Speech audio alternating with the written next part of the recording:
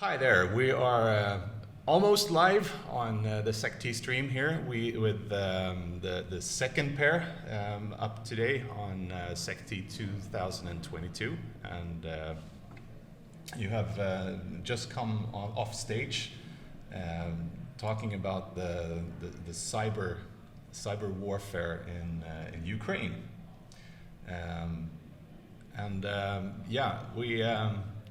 we sort of saw your timeline in one of your last slides. One of the things that I was thinking about was it was fairly obvious that the Russians hadn't prepared for the kind of resistance or resilience on the cyber side from the Ukrainians. What are some of your thoughts on that? I would say that the Russians were not prepared for the Ukrainian resilience period. Yeah. We have to stop seeing the cyber war as something different from war. It's like they weren't prepared for the resistance of the Ukrainian Air Force. No, it was the totality of the Ukrainian resistance. Yeah. They hoped to break the Ukrainians' will with a combination of physical attacks and cyber attacks, yeah, and paralyze them into submission, and it failed. I'm not sure whether it was, how much part was the cyber resilience, how much was the territorial defense, shooting up tanks and so on. But the totality of the Ukrainian defense, of which the cyber defense was an important part, yeah, totally shocked them. We actually had an episode on Säkerhetspodcasten where we discussed cyber warfare versus the genetic warfare, and we were thinking, does really cyber warfare? I mean, we're talking about hybrid warfare here, but does cyber warfare have a place in once you've rolled the tanks across the border? If you look at the way they planned it, it didn't seem that they had very much in their arsenal in terms of a follow-up. No, exactly. Like that's sort of that's what sort of we tried to show. Like the last wiper they did seems to have flaws within it. Yeah. But also on my sort of, even though I love computers and malware and analyzing it, like the cyber is important all the way until it's not important. Yes. So like now, cyber sort of it's a part, but sort of that's not the whole gameplay. So, yes. So yeah, definitely say like it has downplayed, I would say, its importance now. Yeah, because a lot of places around the world, and I know some companies I work for, we were preparing for massive cyber attacks in sort of the wake of the Ukrainian aggression from Russia, but we haven't seen much of that. No. But we were in that podcast we did. We were looking at the Microsoft report, Yeah. and maybe all data is skewed, right? Yes. But they were saying that the majority of attacks they saw were not actually on Ukrainian, but on like NATO allies and such. Yeah, and most of those I would think are probably attributed to hacktivists. Yeah.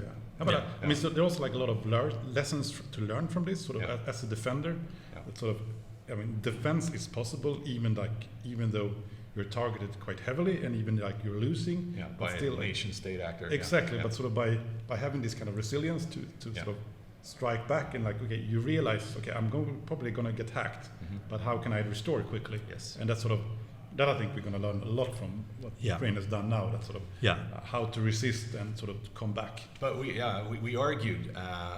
I mean, Ukraine is probably the worst country to target with a cyber attack because they've been constantly living with cyber attacks since 2014.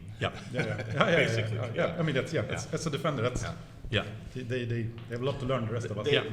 They trained a lot Yeah. in real I know, situations. but we also have to, be humble here and say we still don't know.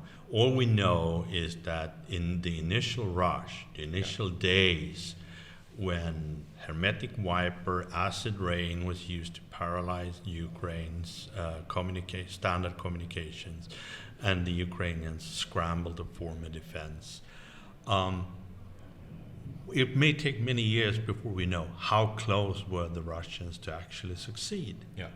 Maybe if Zelensky had taken the offer to get a cab out of Kyiv to be evacuated, things would have crumbled.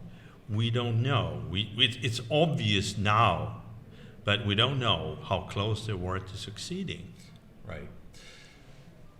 Another thing I've been thinking about is cyber warfare is heavily used in sort of a gray zone when you don't have an open conflict, like when you're the attacks on the Ukrainian power grid, for instance. Yep.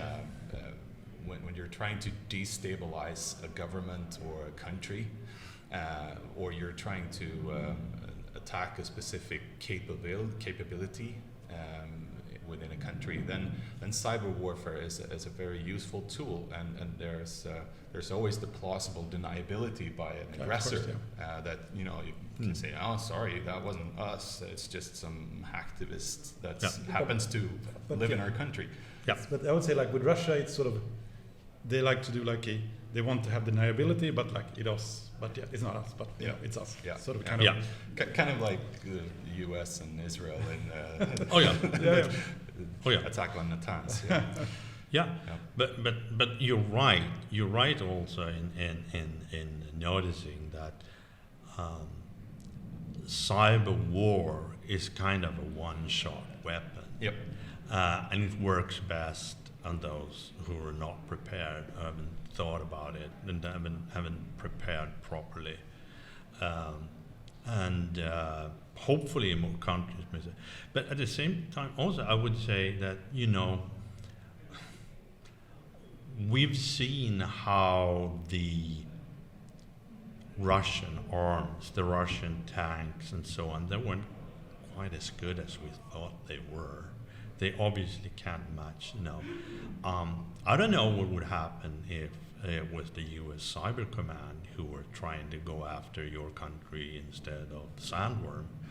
How much worse would that be? So maybe they were just not all as good as we have been told they were. Yeah. They obviously like to use our fear of Sandworm to as political tool. Yes, and of course that is part of the propaganda war. Yeah. Yeah. And there's I think it's also important to see that there's so much lack of knowledge in a society like our country.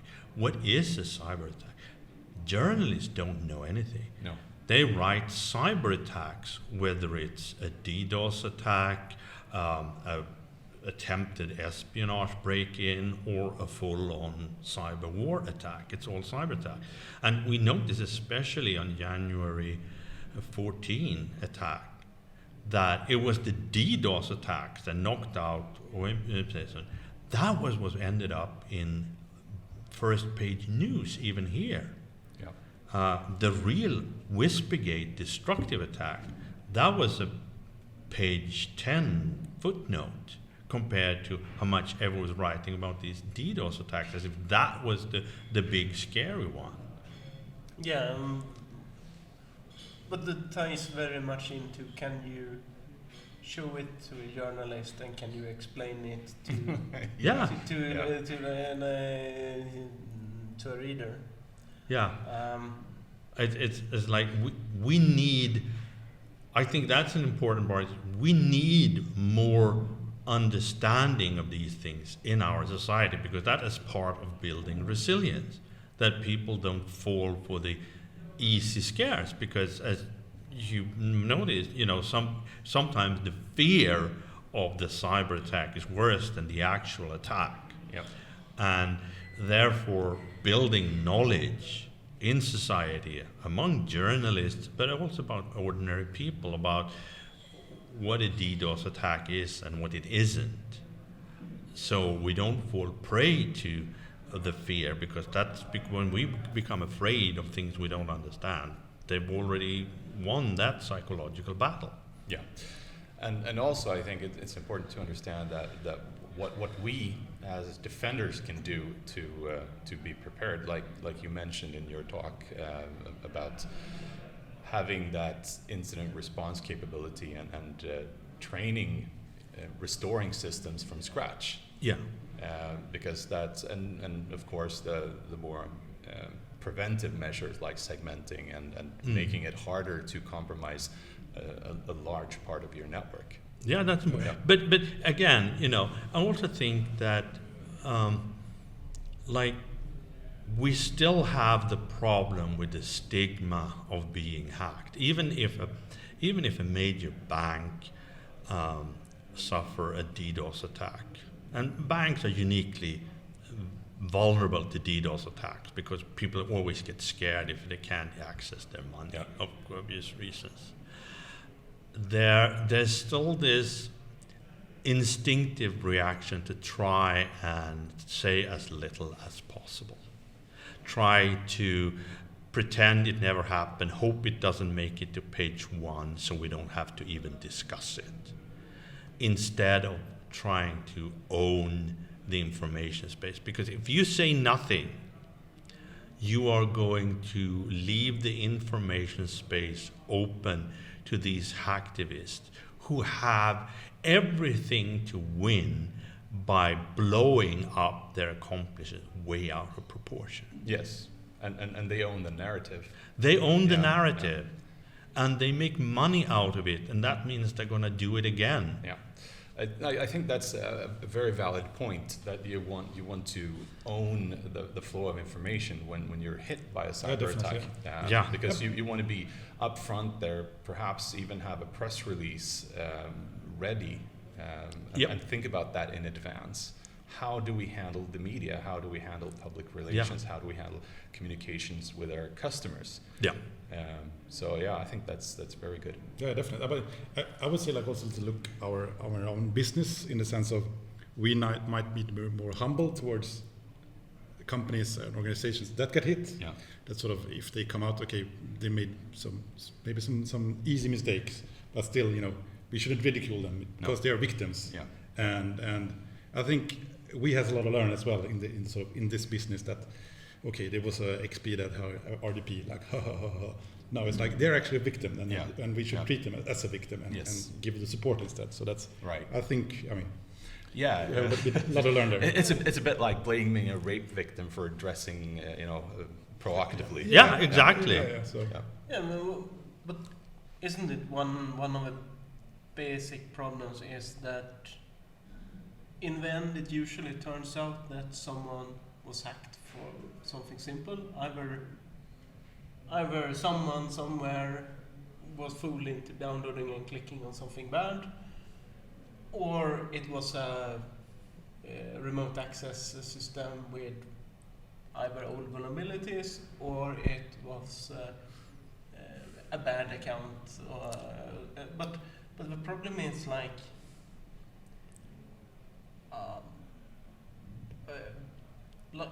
you are trying to produce something, you're trying to sell something, you're trying to do something, and you have so many different systems.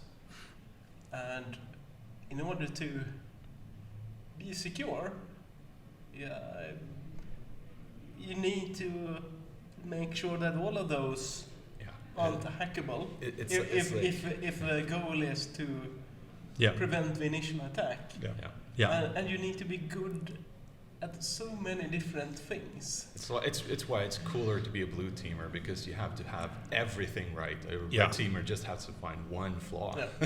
Yeah. And yes, I know. Me and Rickard, we also work within the industrial security Yeah. space, that's even a more challenge in the sense Yes. like, okay, you can patch once a year. Yeah. Okay. How do we secure it If anyway? you're lucky, you But- patch once yeah, a year. yeah. exactly.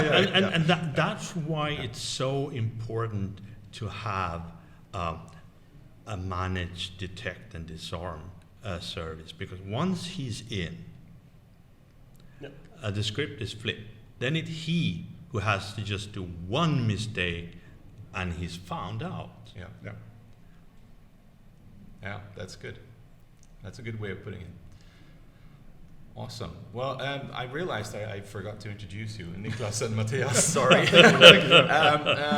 You're from Trusec, Yes. and thank you so much for taking the time to talk to us, and hope you enjoy the rest of the conference.